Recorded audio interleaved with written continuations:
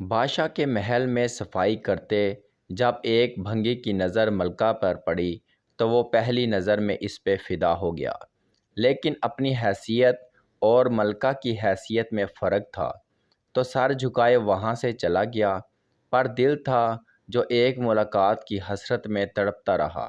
عشق کی بیماری نے جسمانی بیماری کا روپ لیا اور وہ بستر پر پڑ گیا۔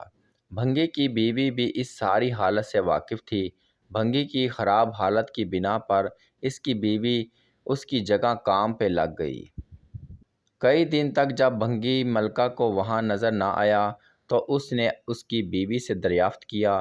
بھنگی کی بیوی یہ سوچ کر گھبرا گئی کہ ملکہ کو اصل بات بتا دی تو نہ جانے کیا حال ہو ہمارا، لیکن ملکہ نے اس کی گھبراہٹ جانچ کر اسے اعتماد میں لیا اور حقیقت پوچھی۔ بھنگی کی بیوی نے وہ ساری صورتحال ملکہ کے گوش گزار کر دی۔ تب ملکہ نے اسے کہا کہ اس سے ملاقات کا یہی ایک رستہ ہے، تم اپنے شوہر سے جا کے کہہ دو کہ کل وہ شہر سے باہر کسی راستے پہ بیٹھ جائے اور بس اللہ اللہ کرتا رہے، نہ تو کسی سے بات کرے اور نہ ہی کسی کا دیا کوئی تحفہ قبول کرے۔ ایسا کرنے سے جب اس کے چرچے بادشاہ تک پہنچیں گے تو ملاقات کے راستے بھی کھل جائیں گے۔ ملکہ کا پیغام سنتے ہی بھنگی کی جان میں جان آئی اور وہ گداؤں کا بھیس بدل کے ایک راستے پہ جا کے بیٹھ گیا اور اللہ اللہ کا ورد شروع کر دیا۔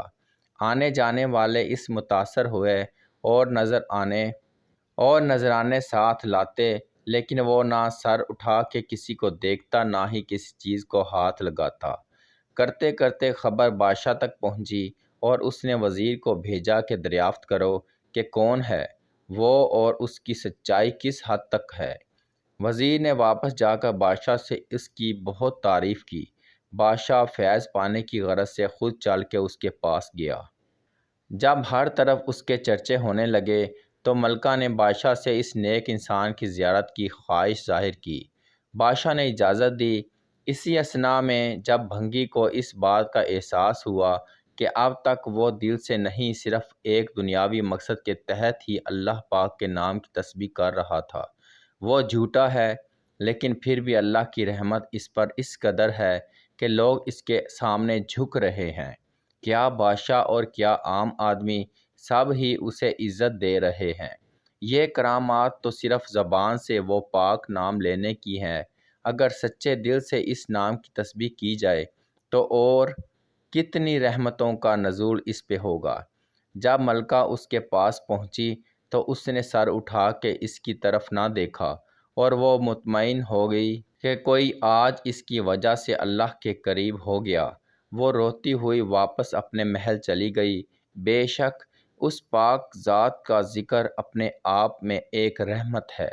کہانی اچھی لگی ہو تو کمنٹ کر کے ضرور بتائیں اور اپنے دوستوں کے ساتھ شیئر کریں اور چینل کو سبسکرائب کر لیں اور بیل نوٹیفیکیشن کو بھی آن کر لیں تاکہ آپ کو ملتی رہے ہر نئی ویڈیو اپڈیٹس۔